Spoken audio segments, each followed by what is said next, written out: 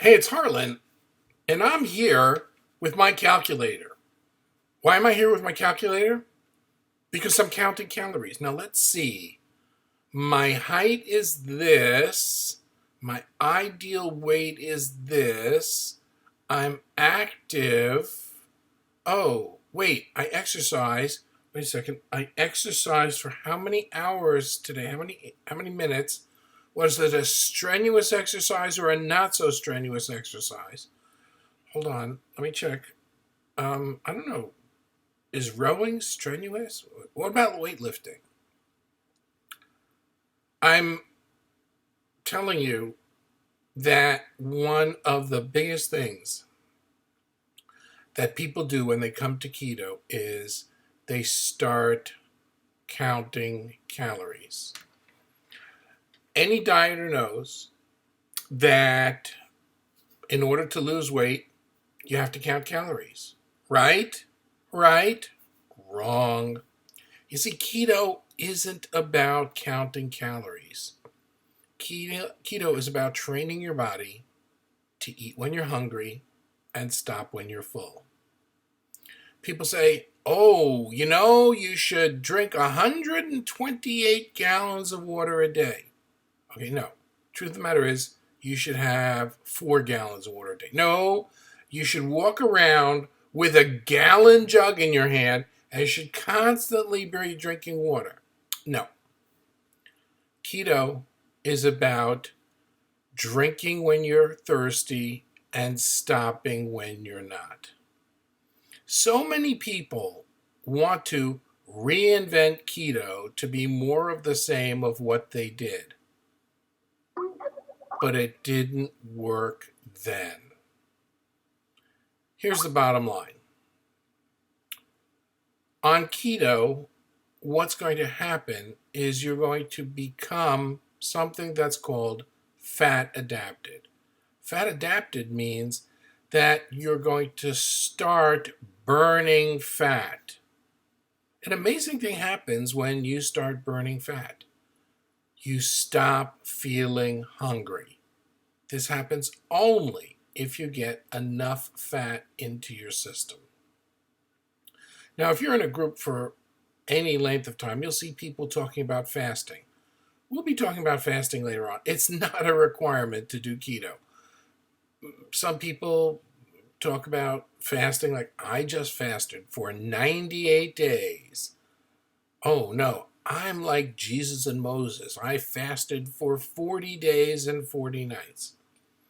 It's not necessary. But how is it possible that people even fast for extended periods of time? It's by being fat adapted. So how exactly do you get fat adapted? It's not something that you can race to. It's something that happens over time as you do keto. Honestly now, having been fat adapted for probably 11 months now, I notice for the first time hunger. And I also notice that I stop eating when I'm full. It just happened. All of a sudden, it was the middle of the afternoon, and I was like, hey, I'm hungry. I used to eat because there was food there. I used to eat because it was time to eat. But now I don't do that. I've learned to eat when I'm hungry. Now, if you're not hungry and there's food there, you may not want to eat as much. And you start losing the weight without counting the calories. Because calories are not effective in helping people lose weight. Study after study showed that calorie counting alone was one of the most inefficient things that people could do to lose weight. Now, it doesn't matter whether you're counting calories, it doesn't matter whether you're counting points, it doesn't matter whether you're even counting bangles on a bracelet. It's not going to make a bit of difference. We want you to eat normally. We want you to drink normally. We want you to eat foods that you like. And Kim is teaching you about percentages. You're paying attention to the carbs that you eat. You're paying attention to the amount of carbs and noticing them, and also noticing those hidden sugars. I know today that Kim is talking about sugars, and one of the biggest disappointments you're going to find out is that the sugar substitutes that you find in Starbucks, that you find in Whole Foods, almost all of them have sugar in them. I live in Florida, and in Florida, the biggest shopping supermarket is Publix. And you go into Publix, virtually every single sweetener there has sugar concealed typically in the form of maltodextrin. It's really hard. So the number one lesson that I'd like to tell you today is stop focusing on you're having too many calories, you need to be below 1,200 calories, you need to be above 1,500 calories. None of that is going to make a difference. Follow the keto diet. Get those healthy fats into your system. And turn off the static on the channel.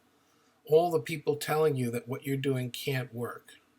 Because all you have to do is go on our group and look at the hundreds and thousands of people who are following keto. And you can do this too. But counting calories is a waste of time. Now, I know that when you use MyFitnessPal, it tells you a calorie count and gives you a suggested calorie count. It wasn't really designed for keto. You have my permission to ignore the calorie count and eat until you're full. When you're fat adapted, it will come sooner than you think. But don't focus on the calories. Don't focus if you're too far over, you've gone over.